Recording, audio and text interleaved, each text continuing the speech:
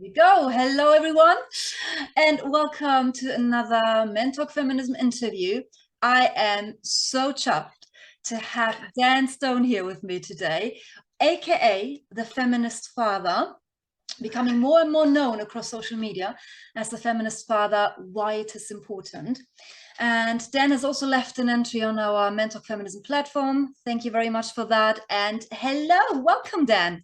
Hi Maria, how you doing? I've been looking forward to this because I think we scheduled this in a month ago, and then we got here, and it's really we've talked a little bit off camera, and I'm really looking forward to today. It should be good fun, and it's nice to be on the other side and talk a little bit about my journey as well. Exactly, because you then obviously have a YouTube channel and you do lots of interviews yourself. So I'm glad that I have you here to talk about lots of really exciting things. Sure, absolutely. So, first things first, let me introduce you by actually using your words that you have in your Insta bio, if that's okay. Yeah, absolutely. So that reads, previous misogynist and abusive man who is now a feminist and wants to engage more men into feminism by taking accountability of privilege and change. Absolutely. Amazing. So, what would you like to tell us about you as mode of introduction, and maybe a little bit about your journey already? Sure. So yeah, obviously, like Maria said, my name's Dan, and I have a YouTube channel now. I've been a feminist since the beginning of the year, and really how I got into feminism to start with is just I just saw some things online, and I reached out. I reached out to buy some feminist products for my daughters actually, and I came across the feminist shop and spoke to a lady called Virginia Mendez, who I've interviewed on my platform, and I believe Maria knows as well. And she was really supportive. And I think that really what got me to that point is I separated my children's mother about 6 years ago. And looking back now, I was abusive and misogynistic, like it says in the title. And it took a lot of therapy and self-reflection to go from there to where I am now. And I think that I'm still unpacking now, and I think it's a consistent journey of learning. But when I look back, I see a lot of enablement of my abuse, and when I mean that socially as well, and like people, minimizing the impact, and it caused a lot of distress and like difficulty in our co-parenting, and obviously impact out on my ex. And I think that I wanted to be a better person. Basically, I wanted to be a better person, and since becoming a feminist, it's been the most liberating experience for me. It's improved my life in so many ways, and I feel more content and natural being who I am, rather than putting on maybe some kind of act because of toxic masculinity or this need to portray myself as somebody I'm not. Right, that is so interesting. Obviously, I really love and support what you're doing, and it's so nice to have a man openly talk about this journey and proactively advocating feminism, and like you say, trying to get more men into feminism.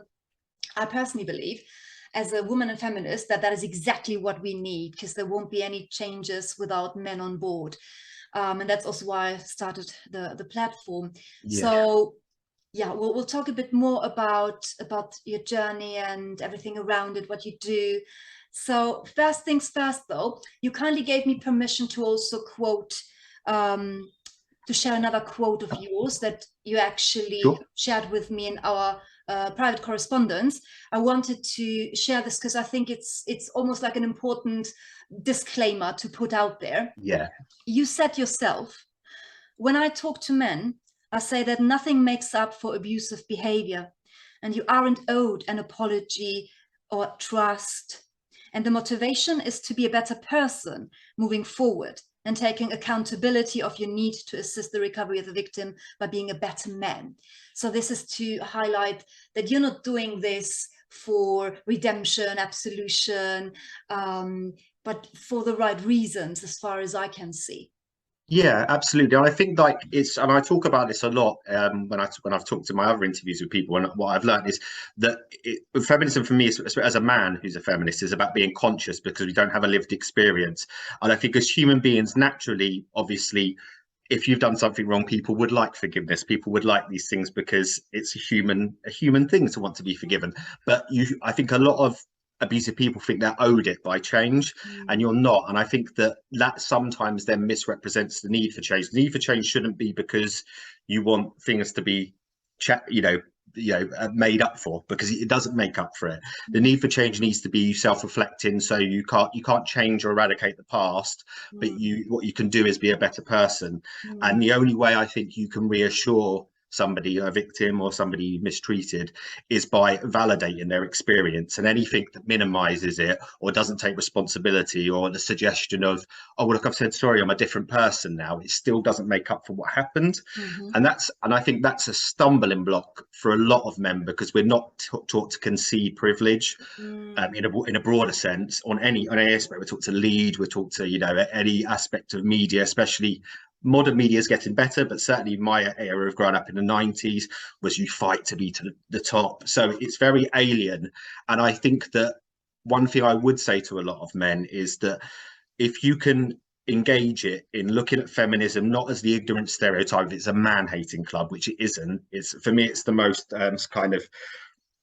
open-minded, broad. It's just about treating people with respect, and it's very intersectional. And I think if you can get over that and just initially be open to the conversation, once you get over that, there is an initial transition, I think, of your friendship groups and stuff changing. When you publicly identify as a feminist, you remove maybe some toxic people and have more healthy people in your life.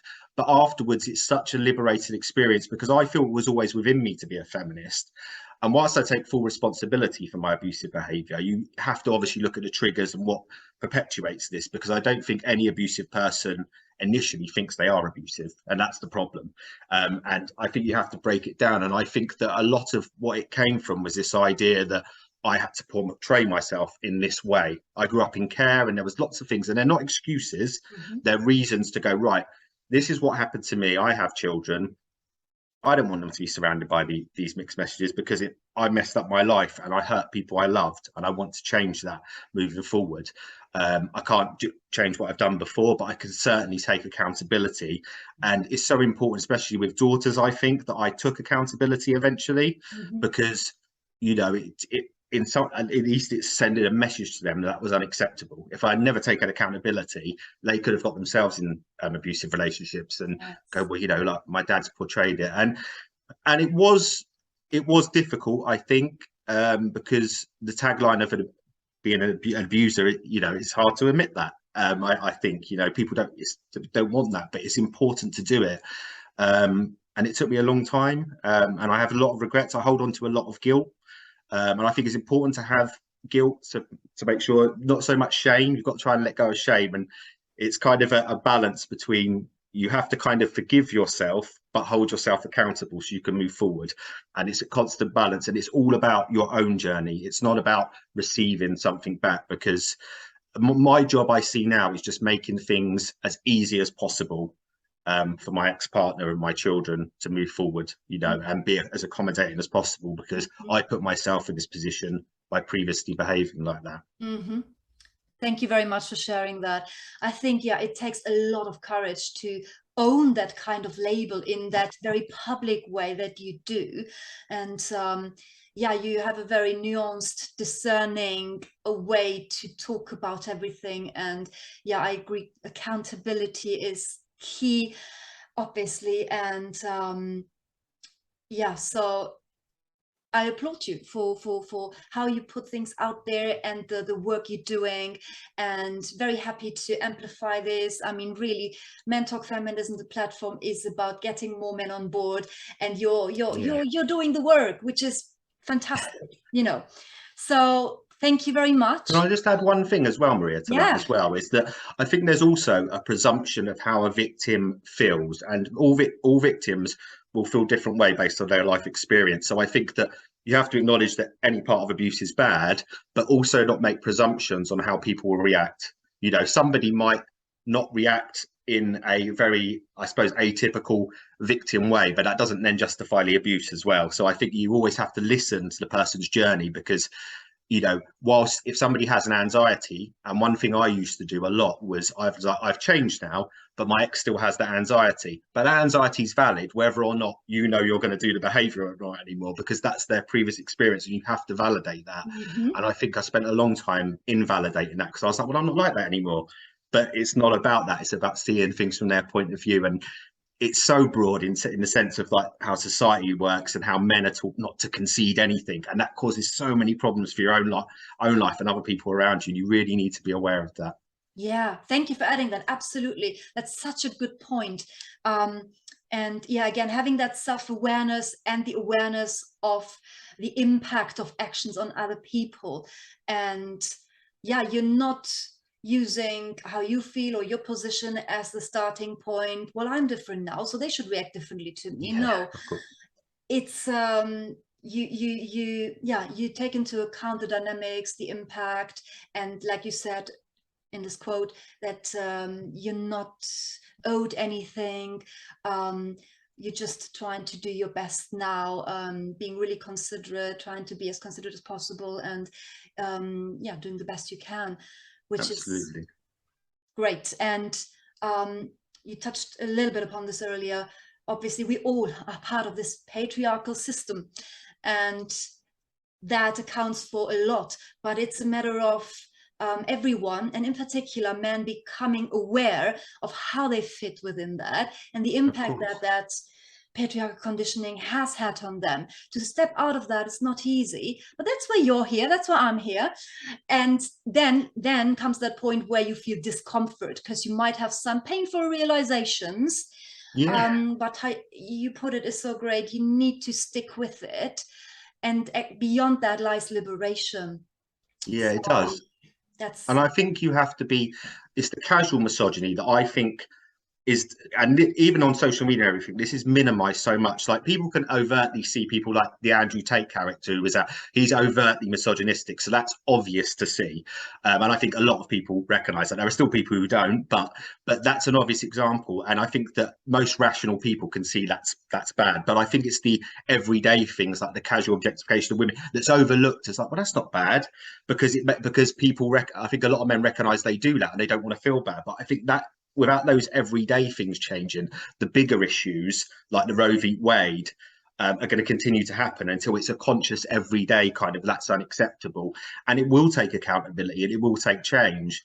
And that's why it's difficult, because people don't want to look at themselves and think, oh, well, I'm contributing to that, maybe subconsciously, but somehow I'm contributing. And I think it's really important to go, it doesn't make you a terrible person by conceding, by showing concession. That's a grown up, mature adult man. And that's the thing you have to get over, because patriarchy teaches us don't concede. You've got to be the best. You can't be wrong.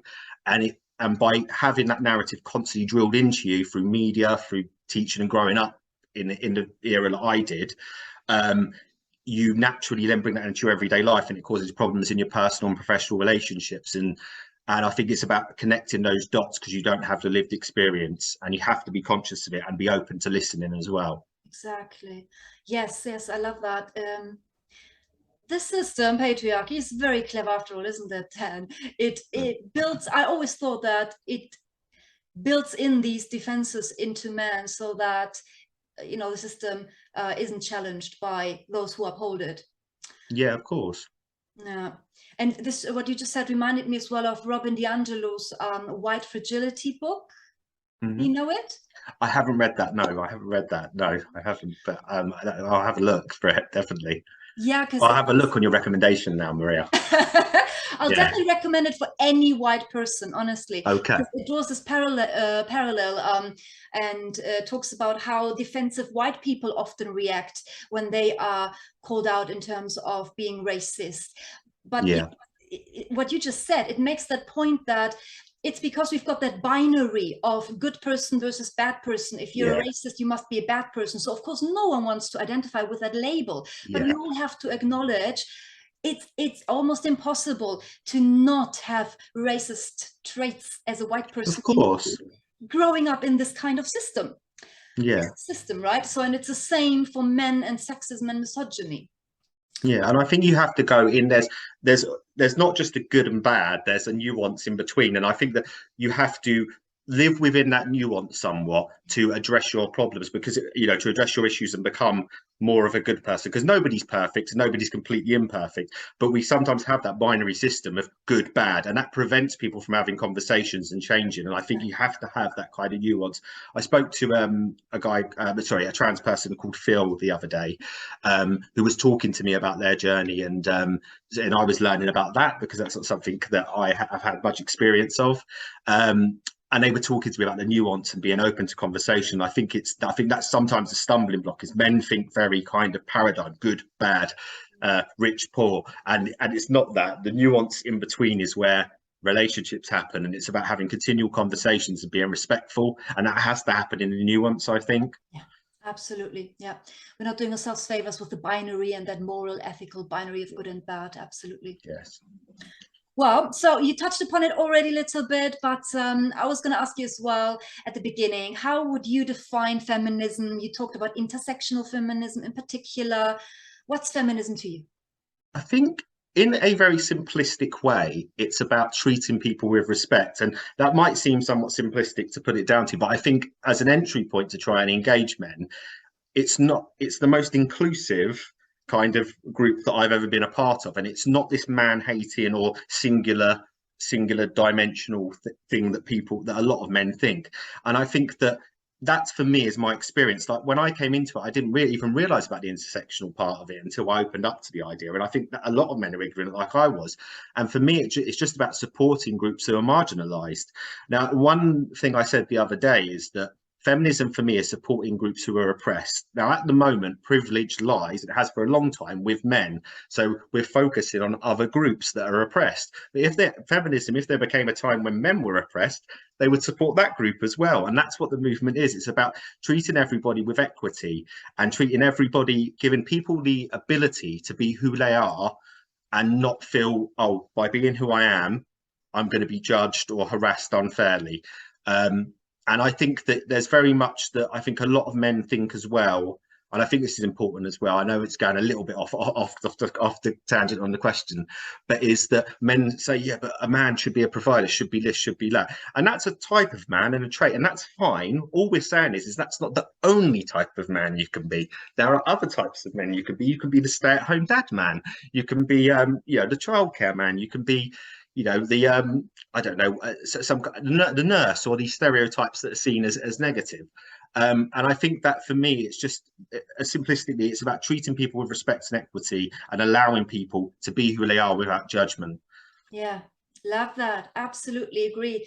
And yeah, it's a movement that acknowledges the existing power dynamics we have that are organized around gender and giving privilege to one certain gender and everything that follows from that. And yeah, the intersectional feminism in particular obviously acknowledges how different differences can lead to a cumulative experience of discrimination. And but at the root of it is this idea that we have these gender stereotypes and norms and expectations that make all of our lives miserable. Women and men's. They do. They're constrictive. I think that's the thing that I've learned, is that they're constrictive, and they cause a hell of a lot of mental health problems for people as well, because they're so constrictive. If you're not born to be that one particular type of man or woman, then it's going to cause you emotional distress, because it's like it's played up. This is the one type of woman you have to be, this is the one type of man you have to be, and it's so ridiculous, because the whole thing that makes the world beautiful and colorful is that we have differences, we have so many different people. It's what makes the world engaging. And to me, once you grasp feminism, I think it seems like common sense, and you're like, why haven't I recognized this for years? And to me, it's just the healthiest way to have a society, really. Like, I don't understand why anyone would objectively be against it if they fully understood what feminism really is, and especially the intersectional aspect. Sorry, I didn't cover that, but that's obviously, thinking about, race issues, obviously trans issues, or it supports any group, I feel, that's marginalized. Exactly. No, you did talk about that, yeah. And you didn't venture off on a tangent at all, because like you say, the fact that patriarchy promotes this one way of being a man that's all part of what feminism is fighting against, like you say, to open that up and just create a society in which we can all just be ourselves, without being disadvantaged for it in any way or discriminated. And also, as a parent, I think that one of the things that I calcified, and I think especially if there's dads who are watching this who are maybe just interested in it, is that there's a lot of conversation around, celebrating parents who accept their child who might be gay or homosexual or different from the stereotype, whatever this normal family thing is, whatever that is, it makes ridiculous, and it shouldn't be celebrated. Like the idea for me to think that my child would ever feel worried about talking to me, about being who they are with me because they could be judged. And I think for most people, it would break their hearts. And, feminism supports your children just feeling free to be who they are, knowing that they can be open if they've got any concerns at all, that they're not worried that they're going to let you down just by being who they are. And I think if you look at it that way, it's kind of, you'd feel awful if you thought, actually, if the way I behave subconsciously, if I make homosexual crude jokes, and my son or daughter is gay, I'm going to make them feel subconsciously, even if not directly, that if they are gay, I can't speak to dad about it, because he thinks this or he thinks that, and that's awful. You don't want to do that. Exactly. Yeah, absolutely. So on that note, I was going to ask you, obviously, your social media, your brand, in a way, you're known there as the feminist father.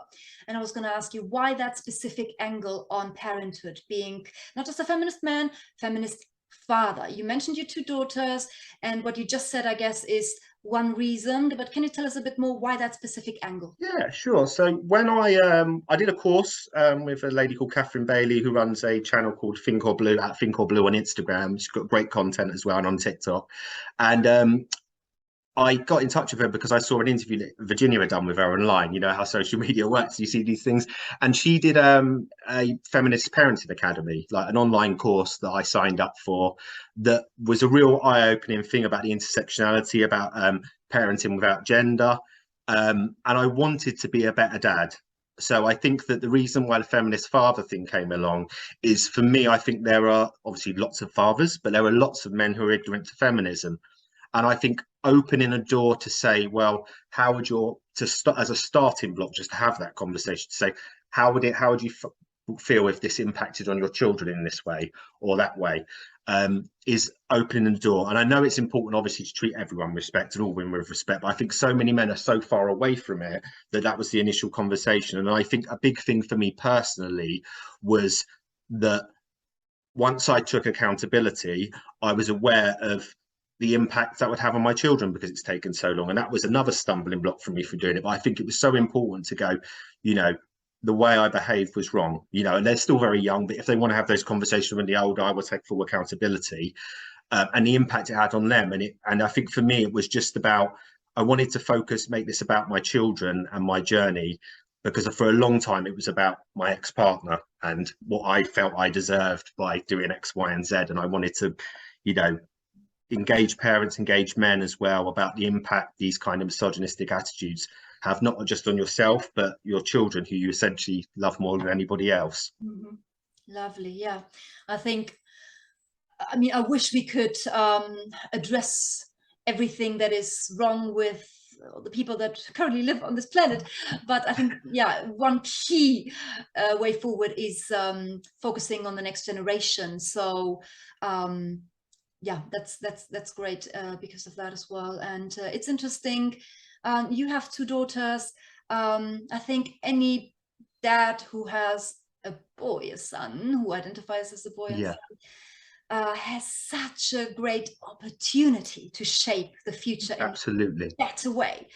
Because often we focus on feminism, what can be done for women, and get girls into STEM and help them to feel strong and this and that, and that's certainly required still in the kind of society that we live in. But I'd rather there be a focus on boys, because that's the root cause of everything, right? I completely agree, Maria. My degree, actually, I did my foundation degree in early childhood development because I used to work in early years, and the first 7 years of development is hugely important, and I think that's when a lot of your morals and values are built. And I think if children are kind of parented like without gender norms and parented more broadly about, you know, acceptance of who they want to be, it's so much easier then for it to just become a natural part of progression of life. And so, yeah, it's massively important, I think, for girls and boys. And just to mention as well, the reason I started my YouTube channel was I would talk to a lot of other feminists because I wanted to contribute as an ally, but I was conscious as a man as well of like, how do I do this in a, you know, respectful way? And that was one of the ideas that I was given. Initially, I was going to do a blog, but they said it would get more awareness by doing videos. So that's why I ventured into the Feminist Father video YouTube channel, and I learned so much from talking to people. I'm consistently learning all the time, so it's great to speak to so many wonderful feminists. Yeah, that's awesome. That's it. Let's keep those conversations going, isn't it? Yeah, sure. Lovely. And so you talked a little bit about coming to feminism through looking up feminist gifts for your daughters. Yeah. Can you tell me a little bit more about, because it sounds almost like what the 180 that you did, you know, and I'm sure there wasn't just one, or maybe there was one turning point, but I guess it wasn't that. So what were the different things that actually made you challenge your views, and why would you go for feminist gifts for your daughters in the first place? Yeah, of course. Yeah. So I think that, like I've said, feminism, I think, was in some ways was always within me. Like I worked in childcare, which wasn't an atypical male industry. It's like a female dominated industry. I've always liked children, and I'm not saying men don't like children, but again, it's one of those stereotypes that, so I think those things were always within me. And I kind of looked at what's made me veer off track here and become this person who's behaved in this way.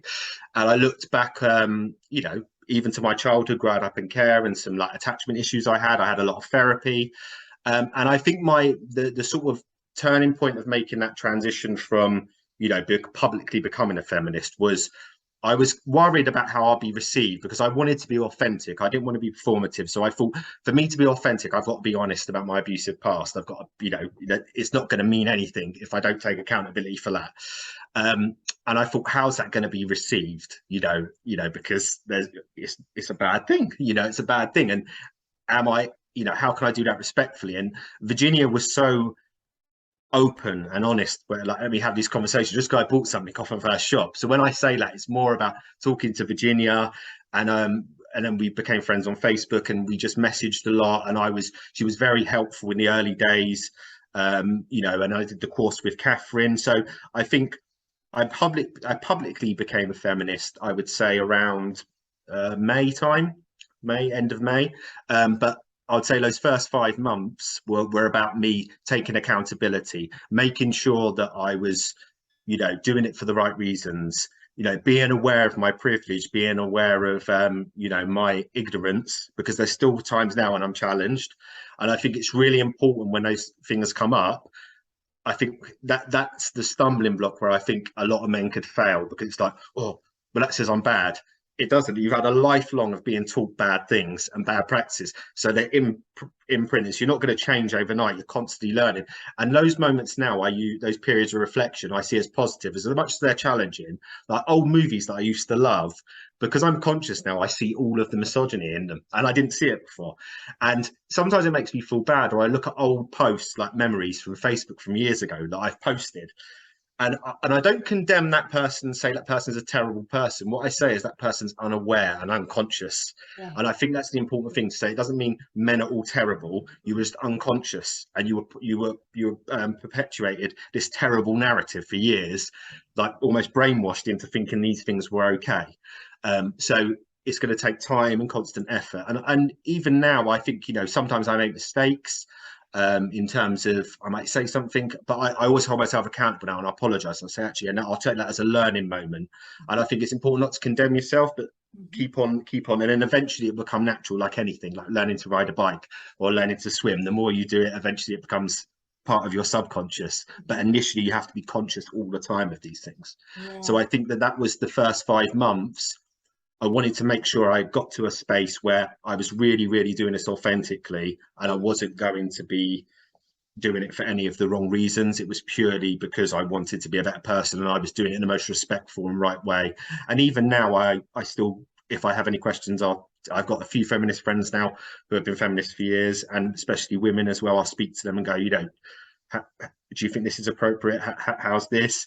And it feels liberating because men aren't taught to do that. We're taught to go, no, we know better. But it's nice. I feel I love all my feminist friends, like, and I never would even have said before simple things like they're so successful and so passionate about what they do, and men are taught not to even acknowledge that, and it's crazy. It's almost like, no, men are this and women are doing their thing, but it's not. They've done something. I'm inspired by, like, but by so many people I've met on this journey, and it's and I hope that one day I can be half as half as good as what they're doing in this movement. Yeah, I mean, I certainly wish that you have the biggest impact you can have, because it's what is needed, and I think you're on your way. It's lovely what how you're connecting with everyone and how you're trying to get just awareness out there. So let me just think, because obviously we have a limited amount of time. What else I want to highlight or ask you? You talked a little bit about what can cause resistance for men in relation to feminism, and what you'd say to them. So now I want to end on that one. First, I'm going to ask you something else. Okay. What has changed for you in terms of how you live your life, how you parent, your behaviors, since you adopted more of a feminist mindset? I think that I feel more authentic in who I am. And I feel that, it's improved my mental health, which is a huge part. Like, I suffer with anxiety and depression, and I think that whilst those things are always still there, they're easier to cope with because I feel I'm who I am now, rather than this performing kind of person who has to be something I'm not. I feel that certainly my relationship with my children, like, I Skype them twice a week, and particularly my youngest daughter, she has sensory processing disorder, so she's on the autistic spectrum. And I was very anxious when I talked to her before, because I was like, I have to get like half a week's thing in this. And now it's very much more casual, and she leads, and she feels a lot more relaxed, because I don't feel this pressure that I have to, be this one-dimensional person. And even my relationship with my mother's improved as well. And it's just made me feel a better, more calm person. Like, I'm always quite hyperactive anyway because of my anxiety, but I feel a lot calmer in myself, and I feel that I don't feel scared to be honest about who I am, even when people challenge it. Like, before, I used to be too accommodating, and if somebody said you challenge feminism, I wouldn't stand up. And I feel more empowered in a way by being a feminist. Like, it's awesome.